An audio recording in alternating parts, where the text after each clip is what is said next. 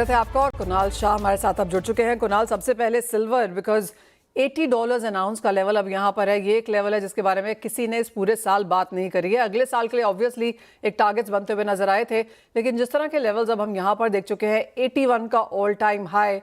अब जो अगले 2-3 दिन हैं ये साल खत्म होने से पहले माफ कीजिए, आप कैसे देखते हैं प्राइसेस को? सबसे पहले तो let us talk about the behaviour in last 2 days. मुझे किसी का $30 पे, $40 $50 पे जितने फोन नहीं आए थे, इतने $80 पे फोन आया है कि क्या सिल्वर अभी लेना चाहिए कि नहीं। So there is a complete fear of missing out, whether at 2.5 lakh रुपए में भी लोग सिल्वर लेने के लिए रेडी है। That is the state today.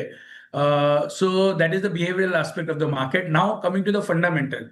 So I think जो चाइना ने एक्सपोर्ट कंट्रोल 1 जनवरी से जो लगाने के लिए कहा है, और उसके चलते हुए आज तकरीबन एज ऑफ नाउ भी शंघाई में $86-87 के आसपास सिल्वर चल रहा है, और कॉमेक्स पे आप देखेंगे तो 70। So now what kind of export control they are putting and how much crunch that is going to cause to the world. So fundamentally कोई मंदी वाला बात नहीं है सिल्वर में, but the entire pricing power is shifting to the China. क्योंकि अगर वो लोग एक्सपोर्ट पे कंट्रोल, सेकंड लार्जेस्ट प्रोड्यूसर है और मेजर एक्सपोर्टर है पूरे वर्ल्ड के लिए, तो अगर वो लोग ही डिसाइड करेंगे कि कितना किसको देना है, उसका लाइसेंस आपको लेना होगा सिल्वर लेने के लिए चाइना से आपको, तो अगर ऐसा सिनारियो है तो इसमें कैसे मतलब आप प्राइस प्रिडिक्ट कर पाओगे कि ये कितना ऊपर जाएगा कि नहीं, बिकॉज सप्लाई कंट्रोल करके बैठा है चाइना। सो बहुत डिफिकल्ट है मंदी बंदी होना। $75-70 ये सब बॉटम लग रहा है शॉर्ट टर्म के लिए। एग्रेसिव बाइंग डेफिनेटली नहीं करनी चाहिए, स्ट्रिक्ट स्टॉप लॉस के साथ करना चाहिए किसी को करना है तो। फंडामेंटली कोई नीचे जाने वाली जगह नहीं है, पर it is at this level. Any छोटा सा प्रॉफिट टेकिंग, आज जैसे हमने प्री मार्केट कॉमिक्स पे मॉर्निंग में देखा था, $82.5 पे सिल्वर ट्रेड कर रहा था। Within a span of 15 minutes, it went down to $75.80. And from 75.80, we are again back to $81. So ये जो डे ट्रेडर है, इनको तो डे ट्रेडिंग करना ही नहीं चाहिए सिल्वर में। आई think it's out of question, day trading is out of question. जो इन्वेस्टर है जिनको फिजिकली यूज करना है, उनको ऐसा, मेरा ऐसा मानना है कि शॉर्ट टर्म में ये $70 के नीचे अभी इमीडिएटली नहीं जाएगा, और अपसाइड में एक बार फिर से ऊपर में $85-86 फिर से पैनिक में, because to match that difference between Comex and Shanghai that can take place. So ये रेंज रहेगी सिल्वर में, बाकी कोई बोल्ड फोरकास्ट नहीं है ये लेवल पे। I can understand. कुणाल, जिस तरह की ये मार्केट रही है, आप कहेंगे कोई शॉर्ट्स यहाँ पर क्रिएट करने की किसी की हिम्मत ही नहीं है, और लॉन्ग्स की बात भी अगर यहाँ पर की जाए तो स्मॉल वॉल्यूम्स में बड़े मूव्स यहाँ पर आते हुए नजर आए हैं। देखिए, शॉर्ट क्रिएट करने में प्रॉब्लम सबसे बड़ा यही है कि जब मार्केट में शॉर्टेज है, और वो शॉर्टेज में चाइना बोल रहा है कि मैं एक्सपोर्ट, मैं डिसाइड करूंगा किसको माल देना है, मैं एक्सपोर्ट लाइसेंस इश्यू करूंगा। सो और शॉर्टेज क्रिएट कर रहा है, तो ऐसे में शॉर्ट क्यों करना है? सो इवन दो प्राइसेस नीचे जाता है, उसको जाने देना चाहिए। कभी भी वॉलेटिलिटी आती है, बट शॉर्ट जाना is not the intelligent thing, because this market is getting cornered by China. The pricing power is shifting to China. जो एलबीए में, जो कॉमिक्स में प्राइसिंग पावर था, वो पावर चाइना के पास जाता हुआ नजर आ रहा है। तो चाइना क्या करेगा वो डिसाइड करेगा, वो depending on that you will see the prices behaving. If China ये महीने में समझो प्राइसेस $90 हो गए चाइना में, और चाइना एक्सपोर्ट लाइसेंस इश्यू करता है और कोई बाहर नहीं आता है, तो चाइना को प्राइसेस नीचे ही करना पड़ेगा। पड़ेंगे। So I think this is very tricky scenario. ये जो ग्लोबलाइजेशन से हम धीरे धीरे धीरे बैकवर्ड्स जा रहे हैं, ये हम आगे नहीं जा रहे, हम पीछे जा रहे हैं।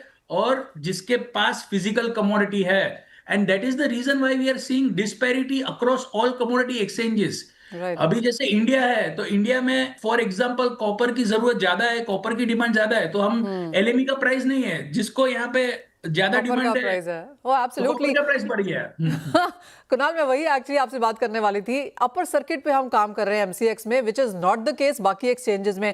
और अगर आप वाईटीडी प्राइसेस भी अगर देखें तो 50% की तेजी हमने यहाँ पर एलएमई और कॉमेक्स में आते हुए देखी है, लेकिन इंडियन मार्केट्स में एमसीएक्स कॉमर्स 70% चढ़ चुका है। तो क्लियरली हमने एमसीएक्स में एक आउट परफॉर्मेंस यहाँ पर बनते हुए देखी है। कुणाल, प्राइसेस जहां भी जा रहे हैं, आई रिमेंबर आप लगातार कहते रहे कि COMEX is the new copper is the new gold, लेकिन अगर आप डिटेल में रिपोर्ट्स भी यहाँ पर अगर पढ़ें, जो आपने पढ़ी होंगी, कि ऑन पेपर गाइडेंस कम है, ऑन ग्राउंड अभी भी कॉपर है। डेफिसिट की बात हम जरूर यहाँ पर कर रहे हैं, लेकिन कहीं ना कहीं आप कहेंगे, चाहे वो चांदी है चाहे वो कॉपर है, एक सेंटिमेंट ड्रिवन है। ऑन ग्राउंड इतनी बड़ी डिमांड या इतना बड़ा डेफिसिट नहीं है। नहीं, देखिए मनीषा जी, ये समझना ये होगा कि चाइना ने जो परसों अनाउंस किया है कि वो कॉपर की कैपेसिटी कम कर रहे हैं। कम ओके, करेगा। तो अगर इंडिया की कॉपर की डिमांड 9 से 10% से ग्रो हो रही है, और इंडिया को अगर कॉपर लगना है, इंडिया अगर यहाँ से धीरे धीरे 5.5-6 ट्रिलियन डॉलर की इकोनॉमी 2-3 साल में होने वाली है, तो अगर हमको 10% डिमांड से इंडिया ग्रो कर रहा है, तो हमको तो जो कॉपर जिसको लेना है वो तो ले लेगा ना। वो सोचेगा कि सिल्वर की तरह ना हो जाए कि मुझे कॉपर हाथ में ही नहीं रहा है। चाइना अगर सप्लाई श्रिंक कर रहा है और कॉन्सेंट्रेट मार्केट भी टाइट है, तो ये क्या हो रहा है कि out of fear people are running to procure the material, और जो शॉर्ट से है उसकी स्क्वीज आ रही है। So it is more to do with what is happening in that domestic geography. So India में कॉपर की डिमांड डबल डिजिट ग्रोथ से बढ़ रही है। सो वाई नॉट अगर मैं कॉपर का यूजर हूं, मैं अगर कोई वायर प्रोड्यूसर हूं जो कॉपर को कंज्यूम, तो मैं आई विल बी वरीड कि शायद मैं अभी बाई नहीं करूंगा कॉपर, तो मुझे जैसे सिल्वर की तरह 1500 रुपये में लेना पड़ेगा या 1600 रुपये में लेना पड़ेगा। तो मैं 20 रुपए का, 25 रुपए का, 10-20% का प्रीमियम देके भी एक बार लेके छोड़ दूंगा। मेरे मेरे पास मेरी सप्लाई आ गई है फिलहाल। सो ये पूरा डिमांड ड्रिवन नहीं है, ये फियर है कि कल उठ के जैसे सिल्वर में हुआ ऐसे शायद कॉपर में भी ना हो जाए। So that's why people are scrambling and running to procure their supply, and that is the reason why MCX is trading at premium. India में शॉर्टेज है, इंडिया में इंपोर्ट भी अगर आप देखेंगे लास्ट 2-3 महीने के इंपोर्ट का फिगर, और अभी जो सिनेरियो बना है, तो एक तो ऑलरेडी शॉर्टेज थी, और ऊपर से ये चाइना का जो अनाउंसमेंट आ गया, तो सबने अपना मटेरियल प्रोक्योर करना चालू कर दिया है। सो आई थिंक इट्स हर कंट्री अपनी अपनी डिमांड जो जो कमोडिटी में है वो प्रोक्योर कर रही है। तो हम लोग पीछे जा रहे हैं। अभी वो कोई ग्लोबल बेंचमार्क नहीं रहा है कि कॉमेक्स 3% ऊपर है तो एमसीएक्स 6% क्यों ऊपर गया। अरे राइट। इंडिया में डिमांड है इसलिए 6% ज्यादा ऊपर गया। So we are going back. That is fortunate and unfortunate, that time will tell. But traditional जो पुराने जो ट्रेडिशनल इक्वेशन थे जिससे कमोडिटी के प्राइसेस ऊपर या नीचे जाते थे, वो इक्वेशन चेंज हो रहे हैं। Now it is more to do with जिसके पास ज्यादा प्राइसिंग पावर है, जिसके पास ज्यादा सप्लाई है, वो उसके पास प्राइसिंग पावर है। और फिलहाल ऐसा दिख रहा है कि प्राइसिंग पावर चाइना के हाथ में जा रहा है। ओह एब्सोल्युटली। जिस तरह से यूएस में यहाँ पर शायद टैरिफ लग सकते हैं, क्रिटिकल मिनरल लिस्ट वहाँ पर बन रही हैं, और वो सारा मेटल हमने यूएस में जाता हुआ देखा है। परचेजिंग पावर यहाँ पर चाइना की तरफ से निकल के आ रही है। तो क्लियरली एज ऑफ नाउ भी दो biggest economies of the world seem to be driving commodity prices. Kunal, मेरा सवाल अब यहाँ पर सोने को लेकर है। यहाँ पर भी हमने $45-50 अनाउंस का ऑल टाइम हाई बनता हुआ देख लिया।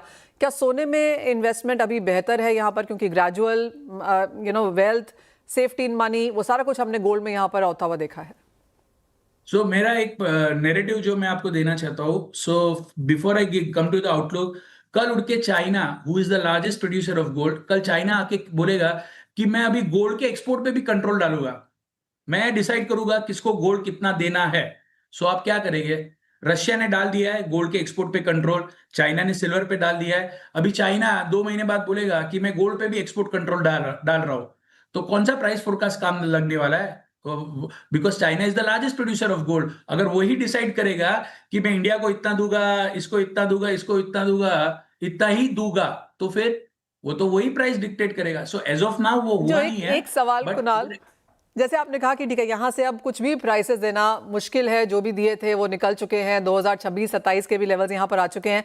किसी को लेना हो, अगर कोई नया निवेशक यहाँ पर आए, क्योंकि हम दोनों जानते हैं कि बहुत सारे लोग नहीं खरीद पाए हैं, ये अच्छा समय है, करेक्शन की वेट करें, बस निकल चुकी है, ट्रेन आने वाली है, अब क्या करना चाहिए नए निवेशकों को? आई थिंक जिसको लेना ही है, डाइवर्सिफाई करना ही है, उसको 50% डाइवर्सिफाई करना चाहिए, और करेक्शन आता है तो फिर से 50% लेना चाहिए। ऐसे अप्रोच कर सकते हैं, क्योंकि इसमें टॉप बॉटम प्रिडिक्ट करना बहुत डिफिकल्ट है, number one. Number two, logically speaking मैं तो कहूंगा कि वेट करना चाहिए, चेज नहीं करना चाहिए। फोमो जो फियर है ना, वो उसको फॉलो नहीं करना चाहिए। लॉजिकली एक बार सिल्वर भी ऊपर जाके मुझे लग रहा है कभी भी थोड़ा बहुत करेक्ट हो सकती है, और गोल्ड में भी ऐसा हो सकता है, बट लंबा करेक्शन, लंबा क्रैश, वो सब नजर नहीं आ रहा है फिलहाल। ऑल राइट, तो 50% अभी डाल दीजिए, 50% अपनी करेक्शन आएगा तब यहाँ पर ले लीजिए। और जिस तरह की मूवमेंट हमने सोने, चांदी, कॉपर, निकल, ये सभी मेटल्स में आते हुए देखी है, प्लैटिनम, पलेडियम, वो लिस्ट बहुत लंबी है। अगले साल भी इस तरह की वॉलेटिलिटी और मूव्स डिपेंडिंग ऑन कौन सी कंट्री क्या कहती है, कैसे कंट्रोल करती है, उसका इंपैक्ट हम प्राइसेस पे आता हुआ देखेंगे। एज ऑलवेज कुणाल, बहुत शुक्रिया साथ जुड़ने के लिए और बहुत डिटेल्ड में हमारे दर्शकों को वो डिस्कस भी करने के लिए। वेल, इसी के साथ एक ब्रेक का समय है, हम लौटेंगे और बात करेंगे यहाँ पर मार्केट्स की एंड स्टॉक स्पेसिफिक्स की।